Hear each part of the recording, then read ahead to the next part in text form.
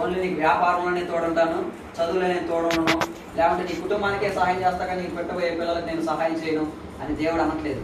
ఏమని అంటున్నాడంటే, నిన్ను గర్భంలో ఉన్నప్పుడు, గర్భంలో నీ తల్లి గర్భంలో ఉన్నప్పుడు నీ విమోచకుడు యెహోవా ఇలాగ సెలవిస్తున్నాడు. ఏమని? యెహోవానకు నేనే సమస్తము జరిగిస్తాను, సమస్తము జరిగిస్తాను. ఇక మన టాపిక్, మన యొక్క అంశం కూడా ఏనండి, దేవునికి సమస్తము సాధ్యమే. దేవునికి సమస్తము సాధ్యమే. ఏ ఒకటి ఇది ఇంకా జరగదు, ఇది ఎవరి వల్ల కాదు, డాక్టర్ వల్లే కాదుగా, ఇక దేవుడి వల్ల ఏమైంది అని అనుకోవటానికి లేదు. దేవునికి సమస్తము కూడా సాధ్యమే. అది యొక్క మన టాపిక్. దాంట్లో మొదటి మాట వచ్చేసరికి దేవుడు సమస్తము జరిగించేవాడు.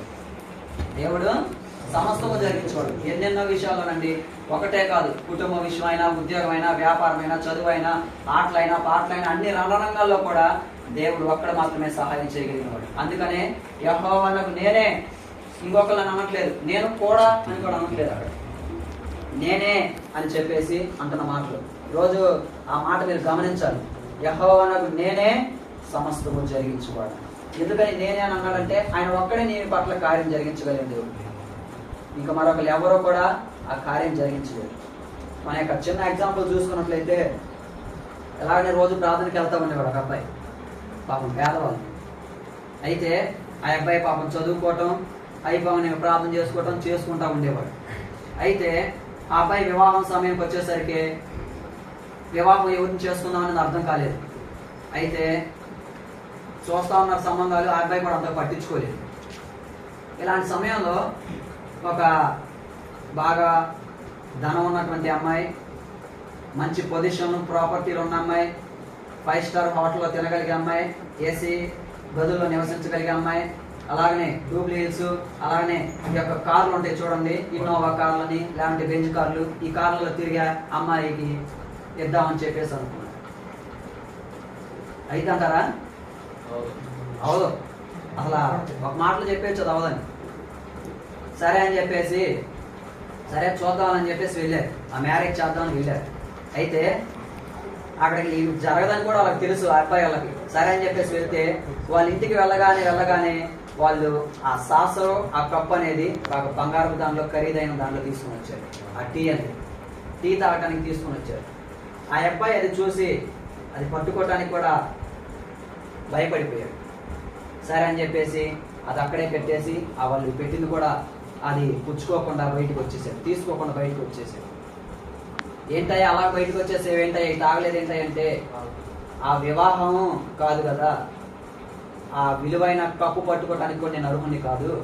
నా స్తోమత ఏంటి, నా స్థితి ఏంటి, నేను ఒక పేదవాడిని.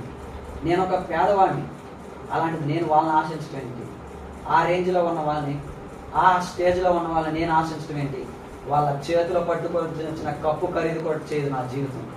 మనం సంవత్సరం మొత్తం సంపాదించినా కానీ ఆ కప్పు ఖరీదు కూడా చేయదు అని చెప్పేసి వచ్చాడు. ఆ మాటలు విన్న వాళ్ళందరూ కళ్ళమని నీళ్ళు దిగి సరే అని చెప్పేసి అయిపోయేంత అబ్బాయి ఉన్నాడు.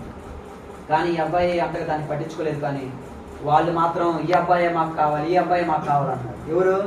అమ్మాయి దొరికినారు.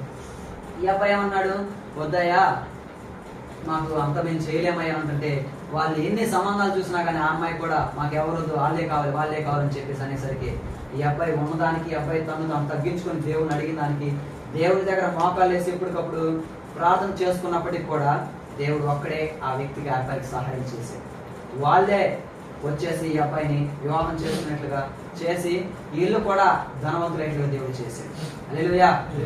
సమస్తము సాధ్యమే. పూరి గుడిసెలో ఉన్నారు, ఒకరోజు వండుకునేది నైట్ దాకా ఉంటుంది. సర్దిపడిపోతే మంచిగా రావడం, లేదంటే దుప్పటి కప్పుకొని పడుకోవటమే, అంతకుమించి ఇంకోటి ఏది లేదు, ఆర్డర్ పెట్టుకోవడానికైనా ఇంకేం చేయడానికైనా. కానీ ఈ అబ్బాయి ఏమనుకున్నారంటే, ఒక 2 మాటలు మీరు గమనించాలి అక్కడ. నేనేంటి, నా స్తోమత ఏంటి, నేనే పాటి వాడిని. నిజమే, ఆ మాటలు హృదయాన్ని కదిలించే మాటలు. మనం ఏ పాటి వాళ్ళం? ఎవరో వాళ్ళు తిరుగుతున్నారని చెప్పేసి అనుకుంటాం. పేదవాళ్ళం, మధ్యతరగతి వాళ్ళం, ఈ రోజు ఉంటే రేపు తినలేని వాళ్ళం. కానీ మన ఆలోచనలో కొన్నిసార్లు ఆకాశానికి అంటేటట్టుగా ఉంటాయి. పర్లేదు అనుకుంటా ఉంటాం, కానీ అది చేరాలంటే కొన్నిసార్లు అవ్వవు. కానీ దేవునికి సమస్తము సాధ్యమే. ఏది నీ వల్ల అయినా కాకపోయినా కానీ దేవుని దగ్గర నువ్వు మోకాలు వేసినట్లయితే, దేవుని దగ్గర నువ్వు శిరస్సు ఉంచినట్లయితే, అయ్యా నీ ఒక్కరినే సమస్తము జరిగించగలిగిన వాడివి, నా వల్ల అయితే ఏమి కాదు, నా ఇష్టం కాదు, నీ చిత్తమే జరిగించాయి నువ్వు అడిగినట్లయితే నీకు సమస్తము దేవుడు జరిగిస్తాడు. ఆమేన్. ఒక్క సబ్జెక్ట్లే కాదు, ఒక్క ఎగ్జామ్సే కాదు. ఇప్పుడు అందరూ ఒకటి ఆలోచన, ఇది అయిపోయేలోపు మంచి సర్టిఫికేట్ బయట పట్టుకుని వెళ్దామని ఆలోచన అందరికి. బయటికి వెళ్ళగా నీకు ఉద్యోగం వచ్చిందని చెప్పగలుగుతామా? చెప్పలేం. అసలు మనం అనుకోలేం అది. ఎందుకంటే ఉద్యోగం చేసిన వాడు భవిష్యత్తులో సెటిల్ అయి ఉంటాడని మాట చెప్పగలుగుతాం, కానీ వాడు ఆనందంగా ఉంటాడనే మాట మనం చెప్పలేము. అది ఎవరు కూడా చెప్పలేరు. ఉద్యోగం వచ్చిన వాడు సెటిల్ అవుతాడు, వాడు తర్వాత వాడు రిటైర్డ్ అయిపోయిన తర్వాత వచ్చింది పింఛన్ వచ్చింది డబ్బులు వస్తుంది చెప్పగలుగుతాం, కానీ వాడు ఆ ప్లేస్లో కూర్చొని వాడు ఆనందంగా ఉండగలుగుతాడని మనం చెప్పలేము, అనలేం కూడా. ఎందుకనంటే ఏది అయినా కానీ జరిగించాల్సింది ఎవరు? దేవుడు ఒక్కడ మాత్రమే. హల్లెలూయా. అంతమంది అంటూ ఉంటారు, ఆ దేవుడే ఉంటే నా బతికి ఎందుకు ఎట్టయిద్ది, అసలు దేవుడే ఉంటే మా కుటుంబం ఎలాగెందుకు అయిపోద్ది అనుకుంటారు కొంతమంది. ఈ రోజు కూడా మనం బ్రతుకున్నామంటే దేవుడు దయాదాక్షిణ్యం. కరోనా నీ ఇంటి పక్కన వాళ్ళ మీదకి వచ్చింది, నీ ఇంట్లో వాళ్ళకి వచ్చింది, కానీ దేవుడు మరణ పడకల మీద నుంచి లేవనెత్తాడు. గల కారణం నీ పట్ల ఏదో ప్రణాళిక ఉంది, నీకు ఏదో దేవుడు సహాయం చేయాలని అనుకున్నాడు.